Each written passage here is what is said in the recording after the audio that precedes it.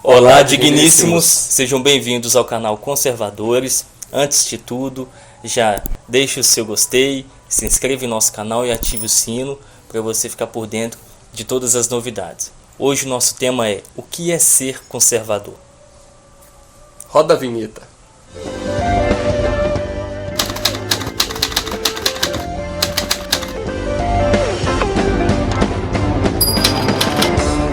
Bom, pessoal, a priori precisamos entender que o conservador não é aquele que fica adstrito ao passado. Esse é o reacionário. Se fosse assim, estaríamos presos a ideias pregadas por 13 anos e 8 meses pelo governo PT. Mas não. O conservador, ele busca entender e analisar o mundo das ideias e o mundo da razão. E através disso, de forma racional, decide e opta pela reforma ou não. O que rege um conservador são os princípios. Constituições têm princípios, leis têm princípios. E qual é o objetivo do princípio? Guardar valores fundamentais. O conservador, ele não pensa apenas na sua geração, mas nas gerações que estão por vir. Ao meu ver, o conservadorismo é o poder moderador. Sabemos que o homem é o problema e não somos perfeitos para criarmos a sociedade boa o suficiente para resolver algumas de suas injustiças. Entretanto, o que observamos são princípios se esgueirando. Ao meu ver, essa é a maior injustiça social. Continue com a gente até o fim desse vídeo e você vai descobrir se você é um conservador. Agora, precisamos entender melhor o que é o conservadorismo através do seu contexto histórico. Então, digníssimos, a origem do conservadorismo surgiu no final do século XVIII, início do século XIX, com Edmund Burke, que foi um filósofo que é considerado o pai do conservadorismo. Edmund Burke criticava a Revolução Francesa, trazendo o conceito do conservadorismo, a base que é conservar as tradições e os valores. Enfim, Edmund Burke que trouxe o conservadorismo que é utilizado até os dias de hoje. Os valores do conservadorismo mudam de acordo com o tempo e com o espaço. Os conservadores brasileiros da época colonial se diferem dos conservadores brasileiros atuais, porque o tempo é outro, os valores muitas vezes são outros, as instituições mudam. Posteriormente a Edmund Burke, tiveram vários outros conservadores. No Reino Unido, o ex-ministro do Reino Unido, Winston Churchill, foi um dos conservadores ingleses. Inclusive, ele criou armas que são utilizadas intelectualmente pelos conservadores até os dias de hoje. Posteriormente a ele, até mais recente, Roger Scruton foi um inglês que tinha como especialidade a estética, que escreveu vários livros dentro do conservadorismo, inclusive trazendo a mesma visão que Edmund Burke trazia no início do século XIX, e faleceu agora em janeiro de 2020. Atualmente, o símbolo do conservadorismo brasileiro é o professor e filósofo Olavo de Carvalho, que tem várias obras como O Mínimo que Você Precisa Saber para Não Ser um Idiota, O Imbecil Coletivo. Enfim, ele é o símbolo do conservadorismo atual brasileiro. Então, digníssimos, voltamos para gravar esse vídeo porque não podíamos deixar de mencionar o grande Enéas Carneiro, que disputou várias eleições para a presidência do Brasil, mas infelizmente não obteve êxito. Ele foi um grande símbolo do conservadorismo brasileiro. Para entender de fato o que é ser um conservador, o que é o conservadorismo, precisamos diferenciá-lo das demais escolas políticas. Além de diferenciarmos o conservadorismo das demais escolas políticas, é necessário localizar também o conservadorismo dentro do espectro político, entre direita e esquerda. De início, temos que diferenciá-lo dos reacionários, do reacionarismo.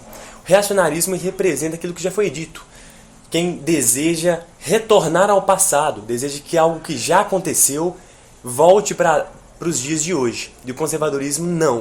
O conservadorismo, os conservadores, eles tendem a continuar evoluindo de forma gradativa, mas não querem, como os reacionários, voltar ao passado, voltar a algo que já passou. Diferente também dos revolucionários, que querem mudanças abruptas, querem mudanças pragmáticas, imediatas, com base nas ideias, com base geralmente em utopias. Isso também se diferencia do conservador, que quer permanecer com suas tradições e evoluir de forma gradativa. Dentro do espectro político, entre direita e esquerda, é necessário a gente compreender, en passant, de forma bem breve, cada um desses espectros, da direita até a esquerda. Mais à esquerda, a gente pode considerar quem deseja mais Estado, que o Estado seja mais participante na vida civil. A gente pode chamar também de coletivismo. É um pensamento mais coletivista e menos individualista.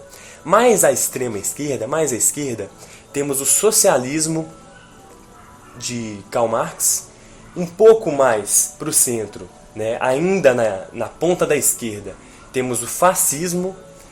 Após o fascismo, a social-democracia. Após a social-democracia, temos o centro, e que eu vou chamar de centro-esquerda. Não acredito que exista centro-direita. Passando já para o lado da direita no espectro político, temos o conservadorismo, também chamado de conservadorismo liberal, mas nem precisa de ser chamado de conservadorismo liberal, porque os princípios conservadores já abrangem a defesa da liberdade. Mais à direita temos o liberalismo, depois os libertários e no fim os anarcocapitalistas. Mas essa questão dos espectros fica para um próximo vídeo. Como os conservadores estão localizados dentro da direita, juntamente dos liberais, é importante a gente também fazer uma breve diferenciação entre eles, para que não se confundam. Apesar de serem muito parecidos na questão econômica, onde naturalmente os conservadores prezam pelos mesmos princípios econômicos de liberdade, de livre mercado, propriedade privada, os liberais se diferem destes no que diz respeito ao tradicionalismo mesmo, a permanência, a preservação dos princípios morais. Os liberais, de certa forma, podem ser considerados como revolucionários, porque colocam a liberdade individual na frente de tudo e medem a atuação do Estado diretamente ligada ao mercado, ignorando assim vários princípios protegidos pelo conservadorismo. E agora nos propomos a esmiuçar mais o assunto, para poder trazer a compreensão também para vocês que estão assistindo do que é ser um conservador, para você também poder se localizar como um conservador ou não. Diante dessa síntese que foi feita, é bom entendermos os pilares do conservadorismo trazido por Burke, começando por tradicionalismo, organicismo e, por fim, o ceticismo. O tradicionalismo, Burke já dizia que o indivíduo é tolo e a espécie é sábia. O tradicionalismo é exatamente isso. O indivíduo por si só, o atual, eu, sou tolo. A espécie, o ser humano é sábia. Nós precisamos levar em consideração a tradição, a moral, os bons costumes, aquilo que os nossos antepassados fizeram. Então nós precisamos de analisar isso. O que o passado nos trouxe, conservar para que no futuro a nossa descendência possa usufruir, possa gozar daquilo que nós estamos conservando para eles. E o tradicionalismo é exatamente isso. Sim, o conservadorismo, ele preza isso mesmo. É uma estrutura fixa e rígida e comum entre quem já morreu, os nossos antepassados, a nossa geração e quem vai vir após nós.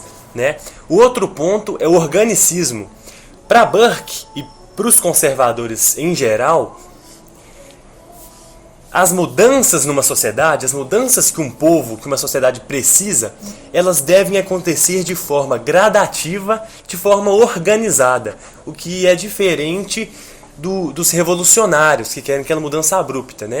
Por causa mesmo do tradicionalismo, onde a gente baseia e resguarda muitas tradições e as experiências que nós, como raça, já tivemos, essas mudanças, então, são graduais e organizadas.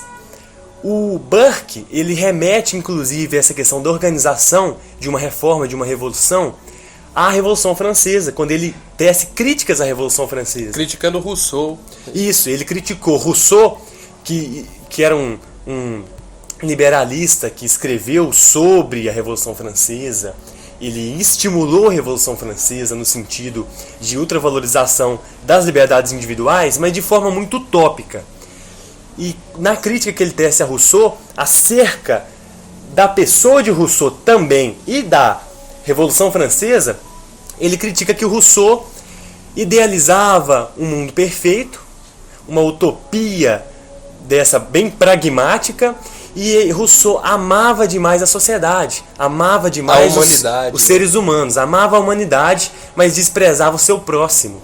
Então ele tece também essa crítica em relação à organização, em relação à pessoa de Rousseau, pelo fato também de Rousseau ter abandonado seus filhos. Então Burke já faz essa sacada de organização e uma crítica à pessoa de Rousseau, quando ele, em tese, ama a humanidade, quer melhorar, tem ideias para revolucionar prezar tudo, por todos os direitos individuais, mas esquece o seu próximo e, nesses casos, os próprios filhos. Exatamente. Então isso vem a representar um pouco da visão de Burke sobre esse segundo ponto, que é o organicismo.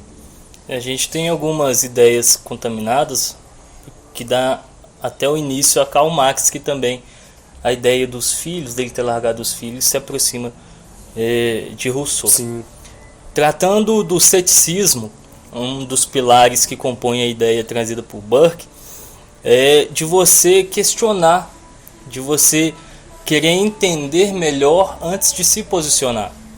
O ceticismo não é partir do pressuposto que você não acredita numa força superior, que você não acredita em um Deus, mas você tem dentro de si uma dúvida quanto àquilo que lhe é apresentado, seja opinião, seja ideologias partidárias, políticas e etc.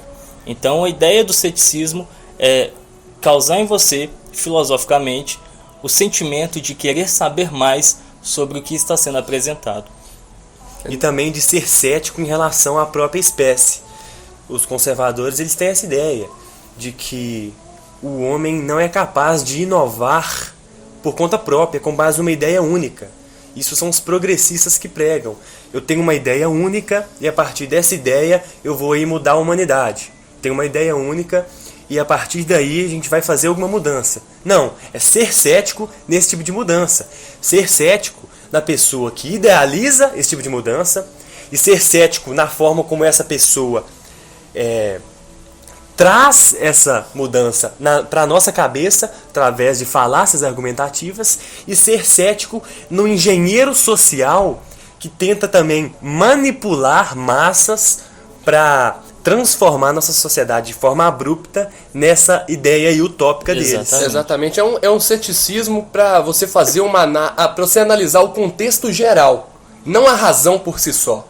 Opa, né, nós somos racionais, vamos analisar a razão. Não. Né, o ceticismo é você analisar a razão, mas também analisar as outras questões, que dentro do conservadorismo entra a questão da moral, dos bons costumes, de preservar a família, e com essa ideia conservadora mesmo de moralidade, Exato. De princípios. A ideia do conservadorismo é criar em você, criar em nós, um sentimento de não ficar preso só ao mundo das ideias, mas também olhar de acordo com a realidade, se aperfeiçoar de acordo com o tempo e o espaço. A título exemplificativo, utilizando até de um exemplo que Caio Coppola deu em uma das entrevistas à Jovem Pan, ele cita esse exemplo de que, enquanto o conservadorismo quer pegar uma casa e acrescentar cômodos, acrescentar partes, preocupados com as pessoas que moram ali, analisando os projetos, analisando onde pode chegar, em contrapartida, nós temos uma ideia e uma ideologia de liberalismo ou progressismo exacerbado de destruir a casa sem se preocupar com quem mora ali, pois na mente deles, a ideia deles é que é a melhor, é a que deve prevalecer. Essa ideia revolucionária. Ideia revolucionária. De quebrar ali de imediato tudo que existe para fazer uma coisa nova. Ao invés de aperfeiçoar, colocar cômodos, não. Quer destruir e começar do zero. Com isso, princípios são jogados fora. Ideologias, que, como o William já citou, que nos colocaram aqui hoje, que nos moldaram, são jogados no lixo.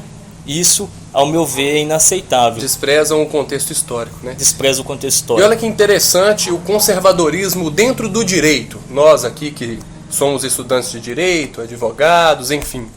O conservadorismo dentro do direito. Qual seria a estrutura conservadora do direito? Seria o common law.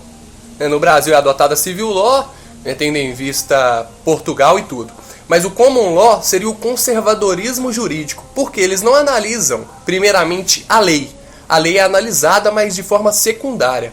O foco são os precedentes, os julgados anteriores, os julgados dos antepassados. Essa estrutura de precedentes, né, no common law é o conservadorismo dentro do direito. Eles analisam os julgados, analisam, né, o que os juízes da época fizeram em determinado caso, né, eles não desprezam isso.